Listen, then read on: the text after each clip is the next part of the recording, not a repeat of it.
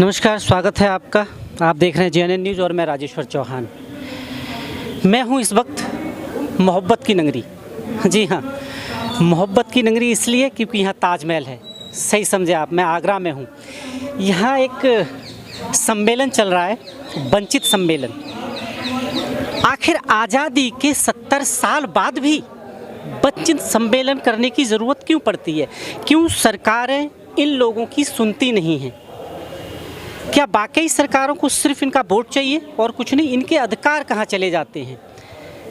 मैं कई समय से इन लोगों की स्टोरियाँ कवर कर रहा हूँ और आप तक पहुँचा रहा हूँ, पर मैं खुद भी नहीं समझ पाता हूँ कि इतने साल बाद भी इन लोगों को आखिर अपने हक की लड़ाई क्यों लड़नी पड़ती है। सरकारों को भी सोचना चाहिए, ये उनके अपने लोग हैं, इस देश के लोग हैं और ये अपने अधिकार उनसे मांग रहे हैं, तो उन अधिकारों को आखिर सरकारें कहाँ दरकिनार कर देती हैं। अरे डॉक्टर साहब, आज़ादी के इतने साल बाद भी अगर इन्हें इस तरह के आंदोलन करने पड़ रहे हैं, क्या सरकारों को सिर्फ वोट चाहिए इनका? आज़ाद हुए देश को 75 साल हो गए। अगर सम्मेलन करना होता है तो किसी और चीज़ के लिए और पर इनकी गलती भी है कि मैं देखता हूँ हमेशा एकीकरण इन लोगों में नहीं है और सरकार है या फिर पॉलिटिक पार्टियाँ इनको कहीं ना कहीं बांट देती हैं राजनीतिक दायरे से। और इसी बारे में अंदर कुछ मैं लेके जाऊंगा आपसे और कुछ लोगों से मिलवाऊंगा भी और बात भी करेंगे। आप मेरे साथ जुड़े रहें। जैसा कि मैं आपको बता रहा था, मैं आगरा में हूँ। वंचित सम्मेलन चल रहा है, इसी उपलक्ष्य में दिल्ली से आए हुए सज्जन हैं हमारे साथ। इनसे बात करेंगे कि आखिर इसका क्या मकसद है। बहुत बहुत स्वागत है आपका। धन्यवाद। आप मुझे ये बताइए कि यहाँ आने की क्या वजह है? देखिए, आज जो ये आगरा में एक ऐतिहासिक धरती आगरा, यहाँ पर जो सम्मेलन हमारे नौजवानों ने किया है, वंचित वर्ग सम्मेलन, तो जो वंचित वर्ग आज 75 साल बाद, अभी आपको पता है ये अमृत महोत्सव अभी 15 अगस्त को मनेगा, भारत सरकार मनाएगी, लेकिन उस अमृत महोत्सव में हम कहाँ पर हैं? हमारे जो वंचित समाज है इस देश में, SC ST का, और वो जातियाँ जिनको कि रिजर्वेशन का भी फ़ायदा नहीं मिला, जिनको बजट का SC ST कंपोनेंट प्लान का फ़ायदा नहीं मिला, एजुकेशन हमें दी नहीं गई, तो वो लोग, वो वंचित समाज, वो कहाँ जाएगा? ऐसी क्या वजह है? आज़ादी के 70 साल भी आप लोगों को अपने हक की लड़ाई लड़नी पड़ रही है, जबकि संविधान आप अगर ढंग से पढ़ेंगे उसमें मौलिक अधिकार आपको दिए गए, उनका हनन हो रहा है। सरकार सिर्फ आपसे वोट चाहती है और कहीं ना कहीं ये भी देखने को मिला है कि आप लोगों को सरकारें, पॉलिटिकल पार्टियां कहीं ना कहीं बांट देती हैं। ऐसा भी है क्या? नहीं, देखिए, सवाल इस बात का, बाबा साहब ने जब 26 नवंबर 1949 को देश के नाम संविधान सौंपा था संसद में, तो उनके एक ऐतिहासिक शब्द थे कि भाई संविधान तो ये एक पुस्तक है, संविधान अपने आप तो चल के लागू होगा नहीं। ये भी सत्य नहीं है कि एजुकेशन की जब हम बात करते हैं तो आपके इस समाज में अभी भी एजुकेशन को लेके लोग बहुत गंभीर नहीं थे। अब हो सकता है, अब हो रहे हैं। क्या पिछड़े रहने की एक वजह नहीं है कि अगर एजुकेशन अच्छा ले पाते तो वो अच्छे ओहदे पे पहुंच जाते? देखिए, डॉक्टर भगवान दास जी का फोटो लगा हुआ है, वो उस वक़्त के ग्रेजुएट हैं और लॉ ग्रेजुएट हैं, और उसके बाद वो सुप्रीम कोर्ट के भी सीनियर रहे वाल्मीकि समाज के। जो ये बहुजन मूवमेंट चला उसके जनक दीना भाना वाल्मीकि जी, और तो वो ऐसे आप कह सकते हो कि पढ़े नहीं या गंभीर। पर बहुत सारे लोग हैं, मैं कवर कर रहा हूँ, बहुत सारे लोगों को आज भी दीना भाना साहब का नाम नहीं पता, जो यूथ है। आप पुराने हैं, आपको पता है, ये भी एक सत्य है। नहीं, सत्य ये है कि प्रचार नहीं हुआ ना। देखो, कोई भी चीज़ प्रचार से होता है। अब ये उन्हें ऐसे ग्रंथों के, उनके भगवानों के नाम बता देते हैं, बता दिए, जिन्हों के हमसे दूर दूर तक लेना देना नहीं, कभी जाना नहीं, पहचाना नहीं, क्योंकि वो प्रचार करते रहे अपने लोगों का। तो अब क्या उम्मीद है? अब जो चीज़ें हो रही हैं, जो आज का यूथ है जो इस तरह के सम्मेलन कर रहा है, क्या उम्मीद है कि कुछ होगा हासिल? नहीं, 100% होगा, क्योंकि ये जो आप कह रहे हो ना कि एजुकेशन के प्रति वो हमारे लोग गंभीर नहीं थे, तो जो हमारे ये कमल सार सर जी दिल्ली से आए, हमारे साथी आए, ये उस समय की पौध हैं जब हमारे माँ बाप अनपढ़ थे और सफाई का काम करते थे नगर निगमों में। अच्छा, एक चीज़ और, बाबा साहब ने ये भी कहा था कि मैं माला चढ़ाने की चीज़ नहीं हूँ, मुझ पे माला मत चढ़ाओ, जो मैं लिख गया हूँ उसे पढ़ो, उसे समझो। तो कहीं ना कहीं आपको ये लगता नहीं कि आज भी लोग उसे पढ़ नहीं पा रहे हैं ढंग से? क्योंकि एक मैं हवा देखता हूँ, नारे अच्छे हैं, जोश अच्छा है, पर नारे जोशों के लिए अच्छे हो सकते हैं, उससे बुद्धि विवेक कब आएगा? जब आप शिक्षित बनेंगे, उनकी लिखी हुई चीज़ों को पढ़ेंगे। देखिए, आप ये सोच रहे हो बाबा साहब अकेले थे। एजुकेशन आपको शिखर तक पहुंचा सकती है, जैसे आपने अभी एग्जांपल दिया, ये एजुकेशन ही है जो यहाँ बैठे हैं। अगर ये एजुकेट नहीं होते तो शायद यहाँ नहीं पहुँचते। तो आप इसको लेके कितने गंभीर हैं? एजुकेशन, आप समाज में एजुकेशन के ऊपर क्या काम कर रहे हैं? देखिए, एजुकेशन पे ही हम काम कर रहे हैं और एजुकेशन की लड़ाई चल रही है, क्योंकि इन्होंने जो नई शिक्षा नीति लाए हैं उससे टोटल प्राइवेटाइजेशन होना है। दिल्ली में एक लाला बढ़िया मायावी जिसने नकली झाड़ू वाला झाड़ू का निशान हमारा लेकर के वो बन गया, और आजकल भीम की और भगत की, शहीद आजम भगत सिंह की, और वो निकाल दिया और गांधी के नाम पे आया, गांधी को हटा दिया उसने, ठीक है ना। वो मक्कार ने क्या किया, बिल्डिंगें बना दी, बिल्डिंगों में लाखों करोड़ की 70,000 करोड़ की बिल्डिंगें बना दी, जो पुरानी थी उनको रेनोवेट कर दिया, मगर टीचर नहीं भर्ती करे। आज जो ताजमहल हम आगरा में खड़े हैं ना, ये ताजमहल है, इस ताजमहल में आप बच्चों को ले जाके बिठा दो, सुबह और दोपहर को ले जाओ, टीचर मत दो, तो क्या बच्चों को पढ़ना आएगा? जैसा कि देख रहे थे आप, लोग अब अवेयरनेस है लोगों में, वो पढ़े लिखे हैं, पढ़े लिखे समाज हैं, अब पढ़े लिखे के तौर पर उन्हें जानकारी मिल चुकी है क्या उनके विशेष मूल अधिकार हैं, उस अधिकार को सरकार से लेना चाहते हैं। ऐसे ही कुछ और लोगों से मिलाऊंगा, आप मेरे साथ जुड़े रहें। के अंदर अमृत की शीशी बिकने वाली कोई दुकान नहीं है। फिर आजादी के 75 वर्ष बाद ये भारत सरकार कौन सा अमृत महोत्सव मना रही है, ये आज चिंतन का विषय होना चाहिए। क्या है वो उनका खुशी का दिन? दोस्तों, इस देश को आजाद होने के बाद 1960 के दशक में हम लोग चपरासी बनना शुरू हुई। साल आगे बढ़े तो जब 1970 का दशक आया तो हम बाबू बनने शुरू हुए, कलर बनने शुरू हुए। 1980 के दशक में आते आते इस देश के अंदर डॉक्टर बने, इंजीनियर बने, और 1990 के दशक के अंदर इस देश के अंदर ठेकेदारी प्रथा और प्राइवेटाइजेशन का काल शुरू हो गया। 1997 की आरटीआई की रिपोर्ट ये कहती है कि देश के अंदर केंद्र और राज्य सरकारों के तमाम सरकारी कर्मचारियों और अधिकारियों की जो संख्या थी वो 40 लाख थी। 40 लाख कर्मचारी 1997 में इस देश के अंदर काम करता था, और आज की जो रिपोर्ट है 25 साल बाद वो ये कहती है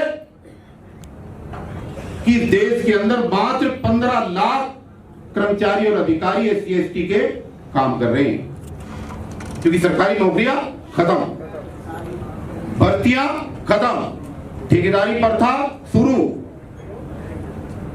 जिस संविधान को बचाने की हम बात कर रहे हैं, इस संविधान के अंदर ऐसी क्या चीज है, क्या खूबसूरती है इस संविधान की, जिसको बचाने के लिए हम दिन रात भागदौड़ कर रहे हैं।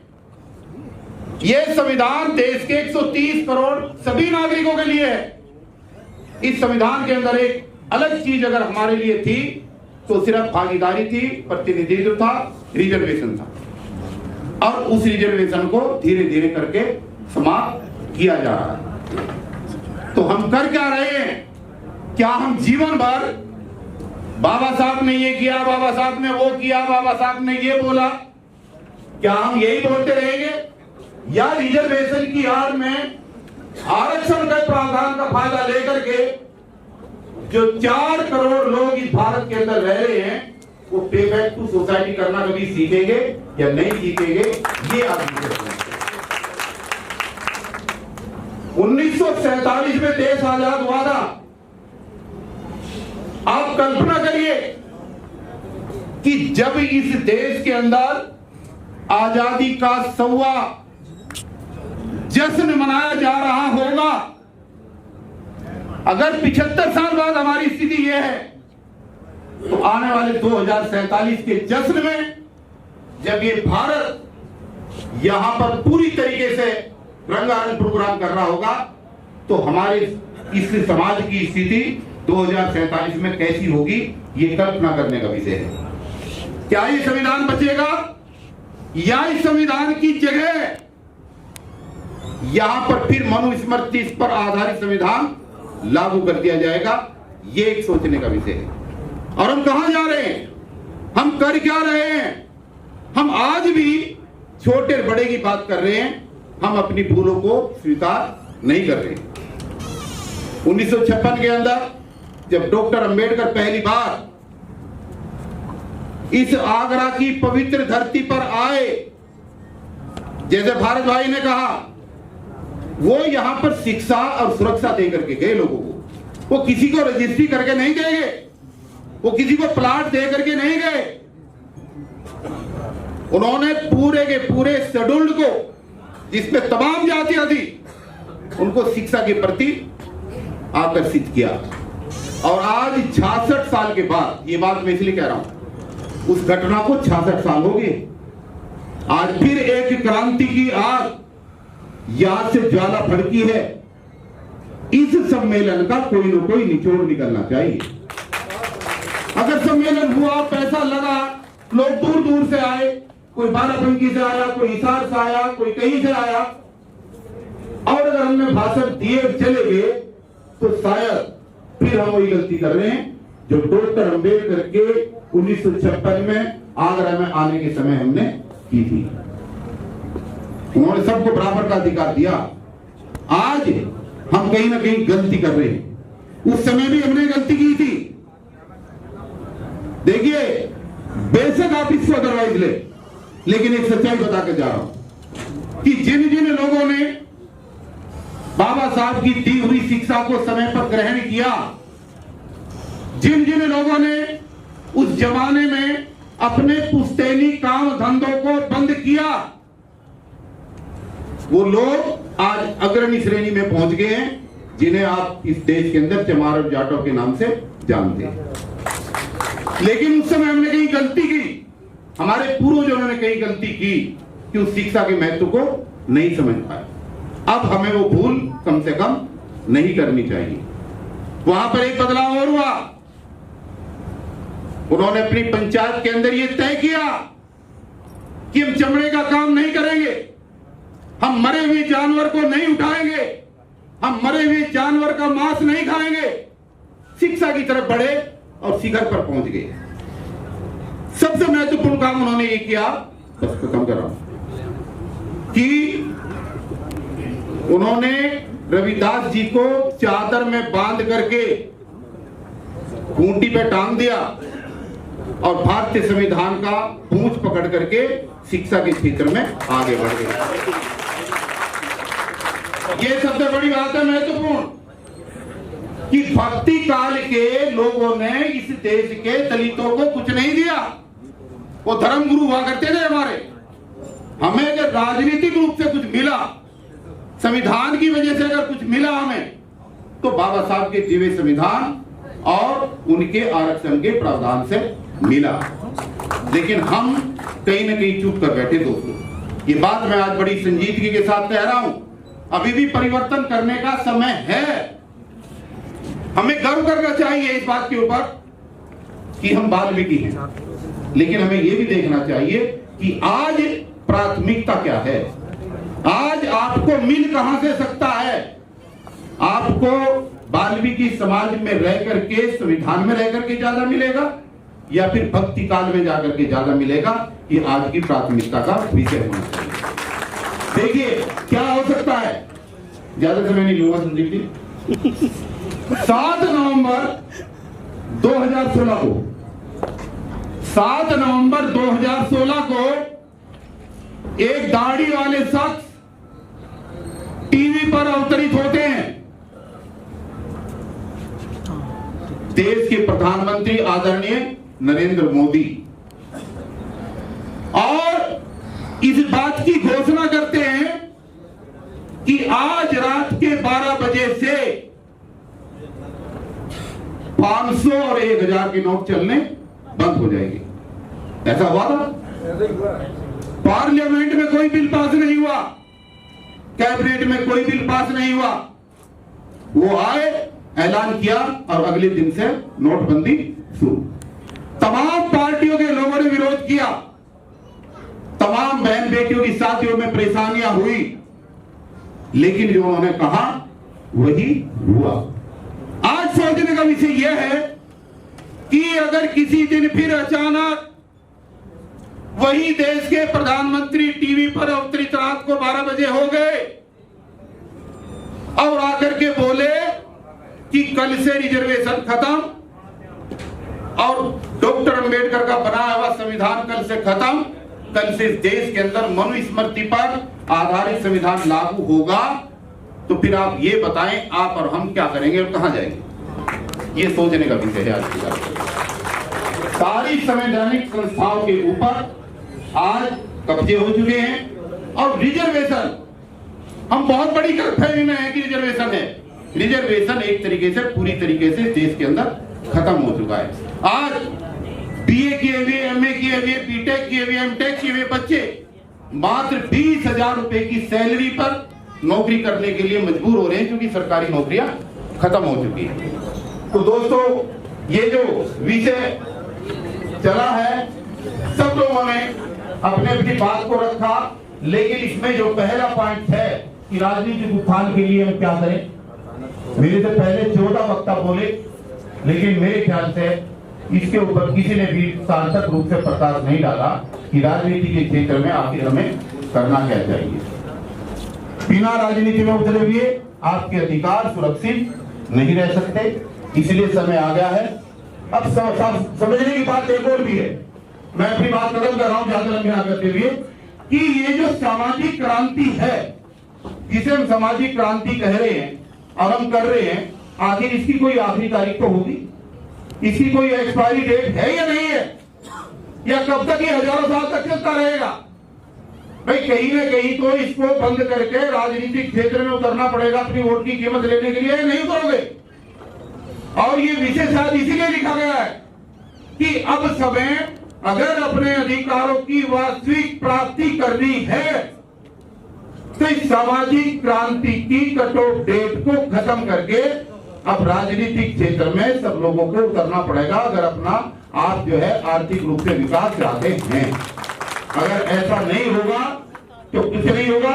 हमारी वोटों को खत्म हमारी वोटों को ठगा जा रहा है, लूटा जा रहा है, और इस ठगाई और लुटाई के चक्कर में जो आप अभी हमारे साथी कह रहे थे, कई हद तक वो चीज सही है कि पार्टियों के अंदर टिकट लेकर के पार्लियामेंट में, विधानसभा में जाने वाले लोग गुलाम हैं, लेकिन एक सच्चाई ये भी तो है कि 75 साल के अंदर कोई ऐसा संगठन पैदा नहीं हुआ जो अपने एक प्रतिनिधि को कहीं पर खड़ा कर दे और वो कहे कि मैं अपने कैंडिडेट को जिता करके दिखा रहा हूं। ऐसा संगठन भी तो नहीं बना पाए। आप बताओ कौन है? तो जो पार्टी टिकट देगी, जो पार्टी के कार्यकर्ता उसको वोट देंगे, जो उसको पार्लियामेंट के अंदर भेजेगा, जो उसको विधानसभा में भेजेगा, तो निश्चित रूप से वो नेता जो करोड़ों रुपया खर्च करके भैया जाएगा, वो तो उसी के गीत गाएगा जो उसका आका होगा, जब उसको दोबारा चुनाव फिर लड़ना होता है।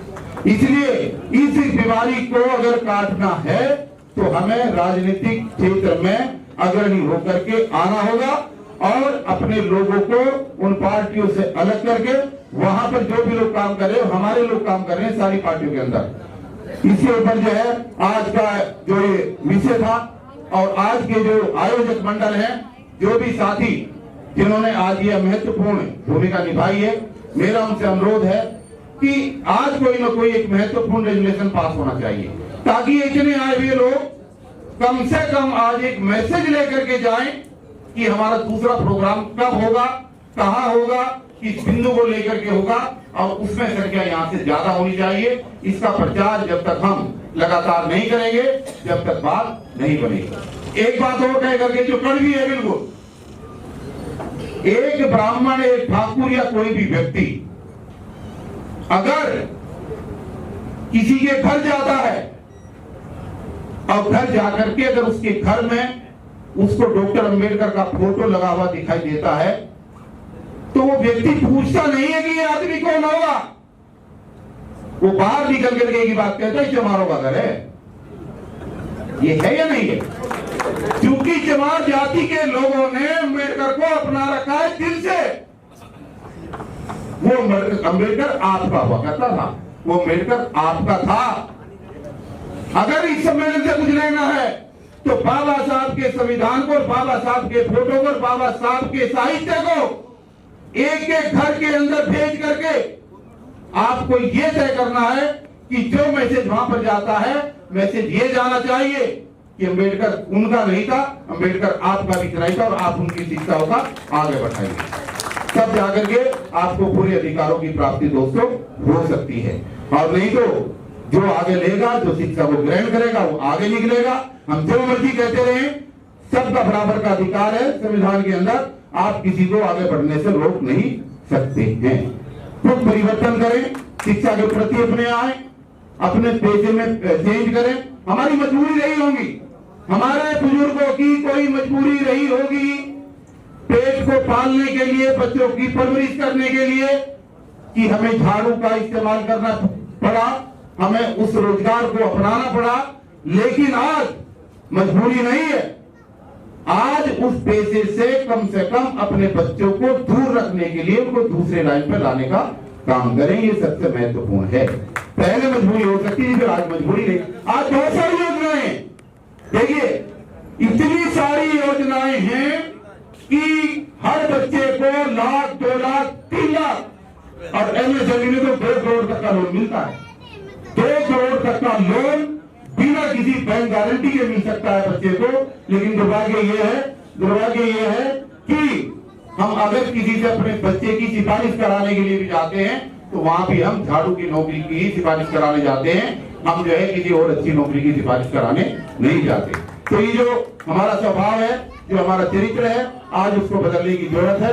और अंत में मैं तमाम उन आयोजकों का जिन्होंने आज ये प्रोग्राम आयोजित किया है और मंच संचालक महोदय का, संदीप भाई का, जिसने ये बहुत अच्छा संचालन किया, बार बार मुझे टोक रहा है और अगली बार इसकी क्लास ली जाएगी और अगली बार मैं रुकूंगा नहीं और बिल्कुल नहीं रुकूंगा। आज जो है बात मान रहा हूँ, इसलिए तमाम क्रांतिकारी साथियों को मेरा जय भीम, जय भारत, नमस्कार। बहुत आभार आदरणीय डीसी कपिल जी का कि आपका स्नेह और स्नेह वात्सल्य शुरू से ही होता रहा है और हमारे पास बहुत सारी समस्याएं हैं। लेकिन आज ये जो सम्मेलन किया जा रहा है, सबसे अच्छी और महत्वपूर्ण बात यही है कि समस्या के साथ आज यहाँ से हम समाधान भी लेकर और देकर जाएंगे। तो जो समस्या है, जो मुख्य समस्या है, मैं उनके बारे में बात कर। सब जानते हैं कि हम किस जाति, समाज, वर्ग से संबंधित हैं और हमारे साथ समान या हमें सम्मान दिया जाता है या नहीं, या हम सामाजिक तौर पर असमान हैं। तो सर्वप्रथम सामाजिक असमानता, इसमें इतना लिखा है सामाजिक। एक बार फिर स्वागत है आपका। आप देख रहे हैं जागृति हेतु सम्मेलन चल रहा है।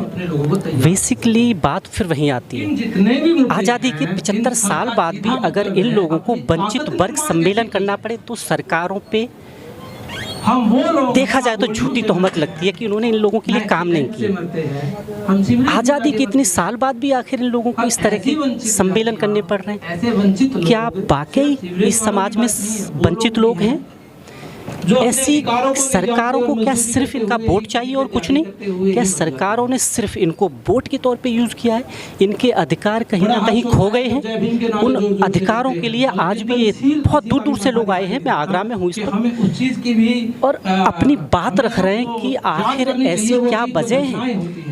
कांग्रेस रही या कोई और पार्टी की सरकारें रहीं, सिर्फ इनको यूज किया और अपनी बातों को हमेशा साइड लाइन रहा। पूरे देश में भी 2% है। हम जानेंगे लोगों से कि आखिर ऐसी क्या वजह है और बात करने की कोशिश करेंगे कि सरकारों से खफा हो सकते हैं लोग, इनके रोजगार चले गए और आज भी जो प्राइवेटेशन हो रहा है कंपनियों का, उनसे भी एक अच्छे खासे खफा हैं कि सरकारों ने इनों के रोजगार को कहीं ना कहीं छीन लिया है। पूरे सेक्टर में प्राइवेट सेक्टर को लागू करके इन पे एक बोझ और डाल दिया है। ये अपने बच्चों को ठीक से पढ़ा नहीं पा रहे हैं। नमस्कार, आप देख रहे हैं JNN न्यूज़ और मैं राजेश्वर चौहान।